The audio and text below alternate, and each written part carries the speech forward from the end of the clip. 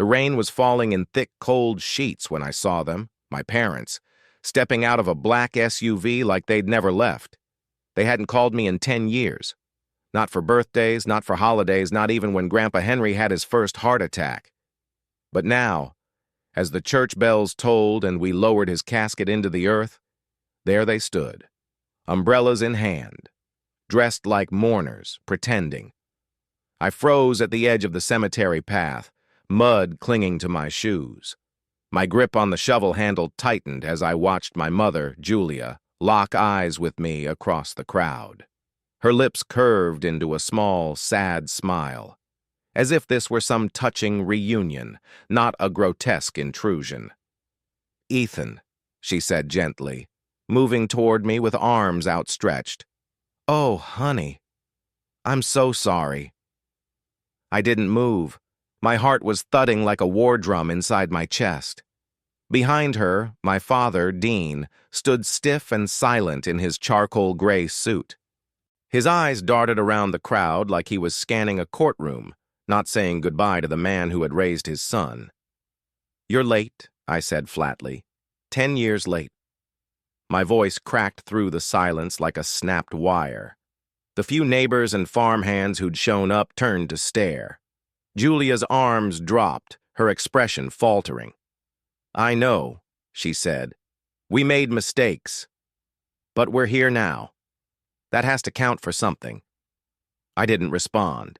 I just turned back toward the grave where the priest was finishing the final prayer. Henry's casket, simple oak per his request, rested 6 feet below, half covered in dirt. He would have hated this drama. As the mourners began to disperse, Julia reached out again. "Can we talk? Just you and us. 5 minutes." 5 minutes. I clenched my jaw. I'd waited years for a single phone call that never came, and now they wanted 5 minutes. Still, I nodded once, stiffly, and walked with them to the church's garden path, away from the others. The wind blew harder here, and the trees above us swayed with a creaking groan. "You've grown," Dean said, finally speaking. His voice was low, neutral. "Yeah," I said. "Tends to happen when you leave a 9-year-old alone for a decade." He blinked, not expecting the punch. Julia stepped in, all syrupy sweetness. "Ethan, we don't want to fight. We came back because we want to make things right." I stared at her. "Make things right how?" She glanced at Dean, then back at me. Her voice dropped slightly, like she was sharing a secret. "Your grandfather, he left behind a lot. The farm, the shares, the company." And there it was. "And we just think," she continued, "that as your parents, we should help you figure out how to manage it. Together. As a family." I let out a bitter laugh, stepping back. "Let me get this straight. You disappear for 10 years. Not a letter. Not a call. Grandpa dies. And suddenly you remember I exist? Because you want a piece of what he left behind?" Julia's smile froze. "That's not fair," Dean cut in, his voice sharper now. "We're still your parents, legally. You're a kid. I'm 18. You're barely an adult," he snapped. "You have no idea how to handle what's coming." My chest tightened. I could feel the emotions rising. Grief, rage, betrayal, all wrapped into one acidic lump in my throat. "Henry raised me," I said quietly. "He taught me everything I know. Where were you?" "We had our reasons," Julia said too quickly. "No, you had your greed," I shot back. The wind stilled. Everything felt unnaturally quiet. And then I saw it. Julia's expression hardened just slightly, her charm cracking like thin ice. "You don't have to be hostile, Ethan," she said. "This isn't a fight. But if you want to make it one—" Dean stepped forward, lowering his voice. "Don't be foolish, son. There are legal paths. We could petition for guardianship again, challenge the will. If this becomes public, you're the teenager who inherited millions while your parents were cut out completely. Doesn't look good in court. Or in the press." I blinked. There it was. not even an hour after burying the man who saved me. They were already threatening to ruin me. I looked down at the silver ring on my hand, the one Grandpa had given me on my 18th birthday. Legacy, it read on the inside, a word that felt heavier than gold. I straightened my shoulders. Go ahead, I said coldly. Take it to court. Tell the world how you abandoned your son. Tell them you tried to steal from the man who raised him. Tell them you showed up to a funeral and tried to negotiate a payday. Dean's jaw clenched. Julia paled. Ethan, she started, but I cut her off. I'm not 9 anymore. I remember everything. And I promise you this. If you push me, I will push back harder. I turned and walked away before they could say another word. My hands trembled, but my spine didn't bend. Back at the farmhouse, I collapsed on the porch steps. The world felt distant, like I was watching my own life through frosted glass. I pulled the ring off my finger and stared at the engraving. Legacy. It wasn't just a gift. It was a shield. A few hours later, I checked my phone. One new voicemail from an unknown number. I played it. Ethan, this is Rachel Bennett, Henry Carter's attorney. We need to speak about the will as soon as possible. Your parents have already contacted us. I didn't move. My thumb hovered over the delete button, but I didn't delete it. Instead, I slid the ring back onto my finger and whispered, You're not taking anything from me. Not again. If you've ever been overlooked after giving your all, type 1. This is just the beginning. The glass office building shimmered under the gray Portland sky as I stepped out of the elevator. My palms were damp. My heart thudded. This wasn't just a meeting.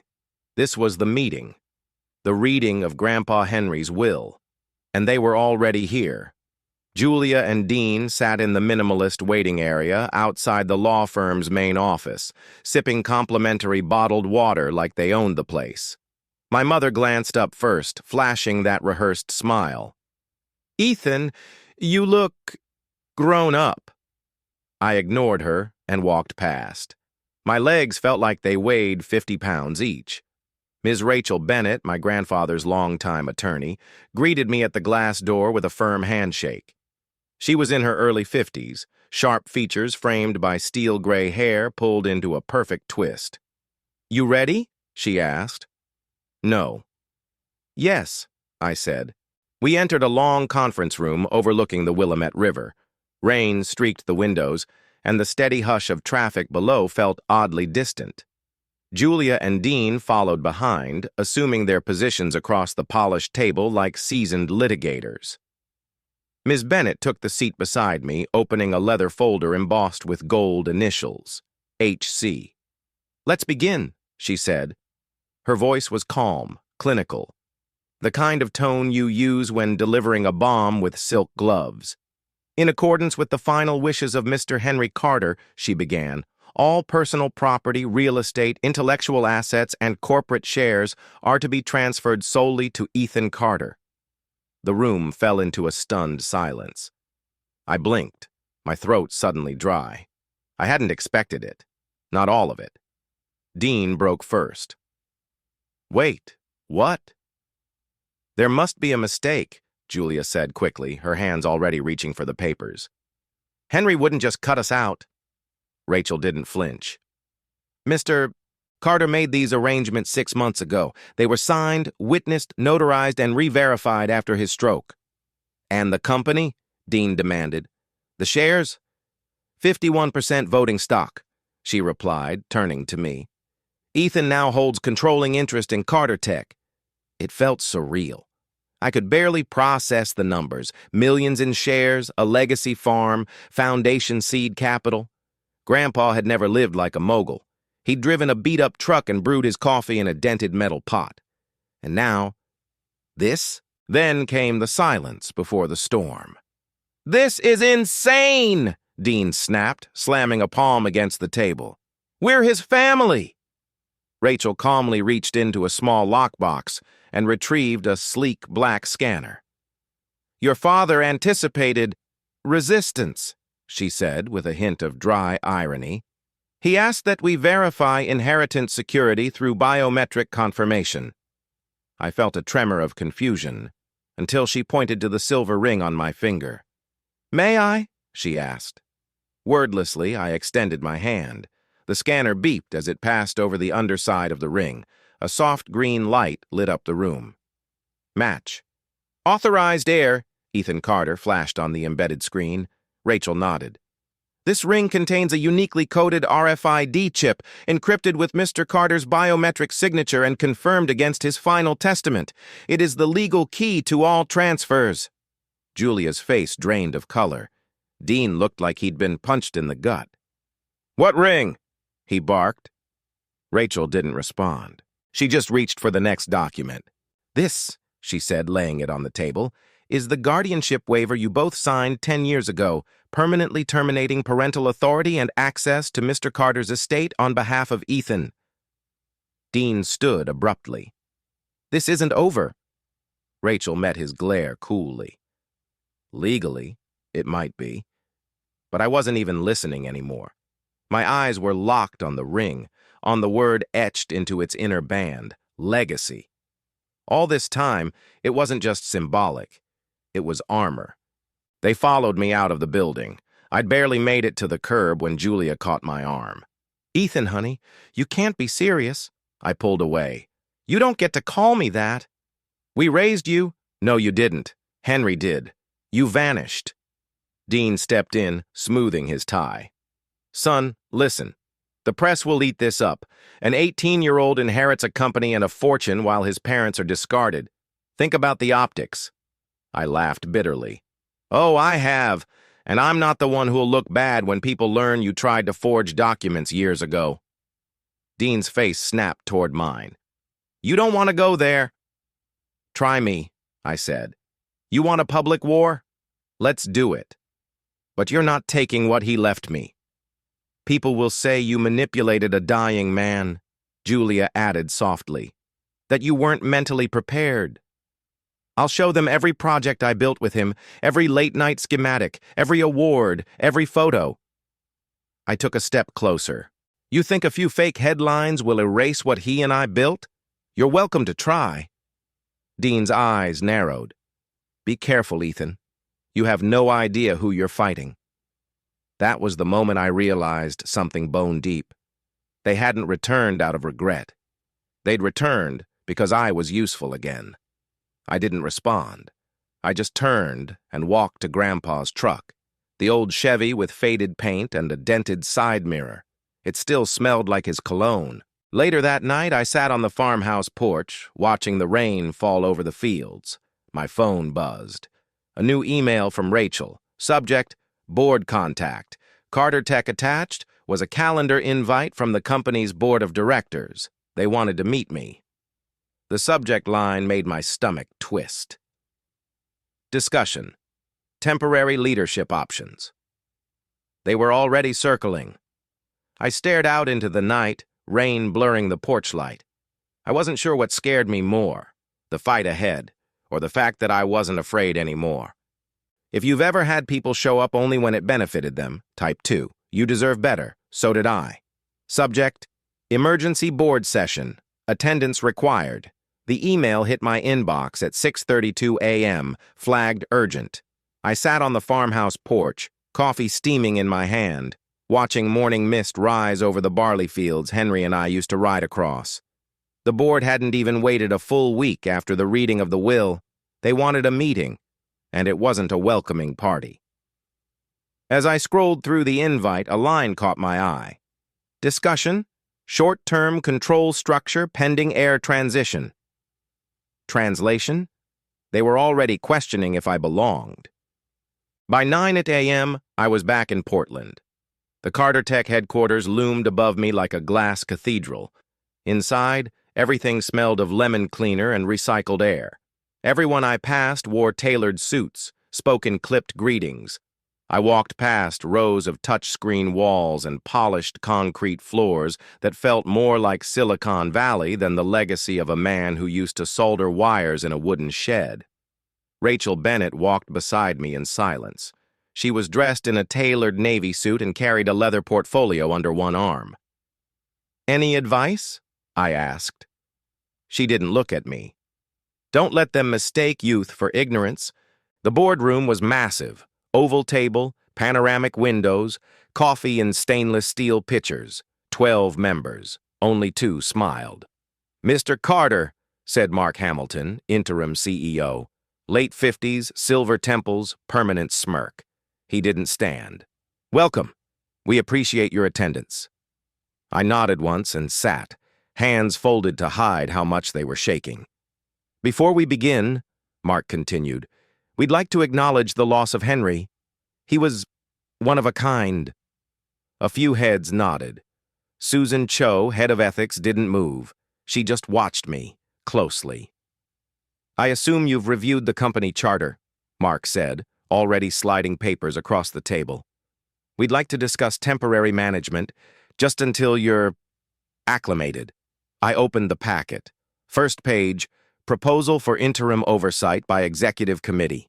Beneath it, my signature line, blank. "So let me get this straight," I said. "You want me to sign over my voting power to the people who didn't know I existed until last week?" Mark gave a polite chuckle. No. Merely a delegation of executional authority.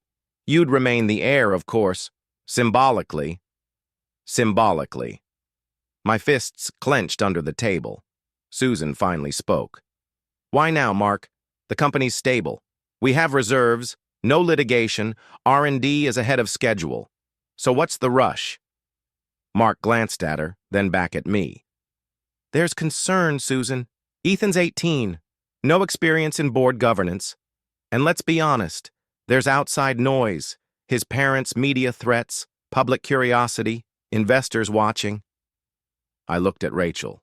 She gave the smallest nod. "Go ahead." I inhaled sharply. "Henry taught me not to give away things just to make people more comfortable."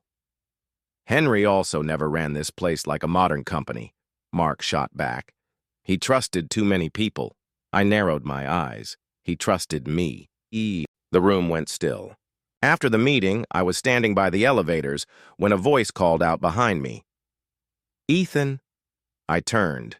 It was Brooke Rivera, one of the youngest data analysts in the company. 20s, sharp-witted, ponytail, black-rimmed glasses. I remembered her from the holiday newsletter. She'd built a machine learning prototype for accessible engineering. "Hey," I said, "didn't expect anyone under 30 up there?" She half smiled. "I wasn't invited. I listened in on the feed." "You hacked a boardroom stream?" "Let's just say I monitor irregular packet movement," she said, shrugging. I raised an eyebrow. "And?" She lowered her voice. "There's something weird going on with internal transfers. Data bundles tied to old Carter Tech research being rerouted to third-party servers. Guess who approved it?" My stomach turned. "Mark. And your father." The word hit me like a slap. "Dean?" She nodded. "It started 6 months ago, right around Henry's first stroke. Most of it's buried behind layers of permissions. But I found logs. It's not just corporate misuse. It's educational data. Models from Henry's Hope." I felt my skin go cold. They weren't just after the company, they were using the foundation. That night, I sat alone in Henry's old workshop back on the farm. The soldering bench was still there, untouched. His magnifier lamp glowed softly, casting long shadows across the blueprints we used to sketch together. I picked up one of the schematics, a robot arm. I remembered the night we built it, him laughing when I wired the motor backward. Now I was being asked to hand over the future he left behind. I opened my laptop and pulled up Brooke's logs. The metadata pointed to something big: long-term monetization of Henry's educational models, data from children, disabled students, veterans, sold off. In silence, I whispered, "You taught me better than this, Grandpa." 2 days later, I walked back into that same boardroom. "I've reviewed your proposal," I told Mark, "and I have one of my own. I handed out a packet labeled Whistle Memo, Internal Ethics Violation Inquiry. Susan's eyes widened. Is this real? Brooke Rivera and I traced the data, I said. Carter Tech's proprietary learning algorithms leaked through sandbox proxies, tied directly to credentials belonging to Dean Carter and you, Mark. Mark stood slowly. You have no idea what you're doing. Oh, I do, I said. And unless you resign by end of week, I'm calling for a shareholder vote. He sneered. You're just a kid with a ring and a complex. No, I said calmly. I'm Henry's legacy, and I know when someone's poisoning the roots of his work. I turned to leave, but paused at the door. By the way, I said over my shoulder, you might want to scrub your cloud drives. I think Susan just joined our side. Susan stood. Actually, I already submitted the audit request. The room exploded. If you've ever had to prove yourself twice just to be treated fairly, type 3, you're not alone. I've lived it too. Subject: urgent. Press statement in circulation attachment, draft release. Teen inherits company through manipulation of dying founder. I read the headline twice, then a third time. The words blurred on my laptop screen, the blood draining from my face. Attached was a press release, not yet published, but ready to go. Anonymous source. Leaked to 3 media outlets. Target, me. Below the headline, it painted me as an opportunist, an unstable teenager who coerced a grieving grandfather into altering legal documents. It cast my parents as victims. Their quotes were included. We only want to protect our son from corporate predators. It ended with the worst part. Ethan Carter's mental fitness must be evaluated before the future of Carter Tech, and Henry's hope falls into further disarray. I didn't have to guess who was behind it. Dean and Julia. They hadn't just come for money. They came to erase me. Later that day, I sat with Rachel Bennett at her office in Portland. Her reading glasses rested low on her nose, the press draft printed out in front of her. They've crossed a line, I said. They crossed it the moment they walked into that funeral, she replied. But this is war. I want to respond, I said. On record. Clear the air. Rachel raised an eyebrow. You sure? Once you step into that media ring, there's no walking back. You'll live under a microscope. I nodded. Then let them watch. The press conference was held in Carter Tech's main auditorium. A stark stage, no frills. Just me, a single mic, and a quiet crowd of reporters, employees, and board members. I stepped up to the podium, the bright lights making me sweat under my collar. My name is Ethan Carter, I began, and I was raised by a man who built everything you see here, not for money but for purpose, for people. I scanned the room. Every camera lens locked on me. I'm 18, that's true. And it's also true that I didn't ask for this, but I earned his trust. I built robots with him, rode fences, held his hand in the hospital. I didn't manipulate him. I was his legacy. I paused, voice steady now. I will not be bullied by people who vanished from my life and returned only when the dollar signs got bigger. A murmur went through the room. Henry's hope was not created for corporate gain. And I will not allow anyone to weaponize our work with orphaned kids, veterans, or disabled students for profit. Susan Cho stood quietly in the back, nodding. Back at the farm that night, I found Brooke sitting on the porch steps, a laptop on her knees. They're desperate, she said. Dean's lawyer, Carter, just filed for a court injunction. He claims Henry was mentally unfit when he changed the will. I felt a pang of nausea. Seriously? She turned the screen toward me. A scanned affidavit, photos of Henry post-stroke with misleading captions. They're building a false trail, she said, trying to undo everything. My head dropped into my hands. How do you fight people who will invent reality? Brooke's voice was calm. With the real one. She opened another file. I found this. It was a video. I clicked play. Henry sat at his workshop bench, the legacy ring on his finger. His voice, though a little slower, was unmistakably sharp. If you're watching this, Ethan, it means I'm not around. So let me be clear. No one coerced me. I changed the will because you earned it. Because you saw the heart of what I built. Your parents chose greed over love. I made peace with that. Now I need you to make peace with yourself. And protect this. Protect you. I watched in stunned silence as he smiled gently at the camera. You don't need anyone's permission to carry on this legacy. You already are it. We brought the video to court. The courtroom was tense. My parents sat opposite me, Carter whispering in Dean's ear. A judge in his 60s presided, expression unreadable. Rachel submitted the video as evidence. The courtroom watched as Henry's testimony played. When it ended, no one spoke for several long seconds. Then the judge cleared his throat. This court finds no grounds to contest the will. The inheritance stands. The injunction is denied. Dean rose abruptly, his face a mask of rage. This is a setup. That video could have been manipulated. Rachel stood calmly. Then let's have the metadata reviewed, GPS stamped, cryptographically hashed, dated. Shall we proceed? Dean sat down. Julia looked away. After the ruling, I walked past them in the hallway. Dean reached out. You think this is over? He hissed. You have no idea what world you've just stepped into. I stopped, looked him dead in the eyes. You're right, I said. I don't know that world, but I'm not afraid of it anymore. His expression flickered, something between confusion and fury. I smiled. And if you try again, next time I won't be so merciful. Back at the farm, I stood in the Foundation's new wing. Children laughed in the distance, holding small robot kits Brooke had designed. We were building something again. Not with wires, but with trust. Susan joined me near the entrance. They're gone. Quietly, but gone. I nodded. But they'll try again. She gave a half smile. Let them. You've already proved legacy doesn't come with permission. It comes with action. I looked down at the ring. Legacy.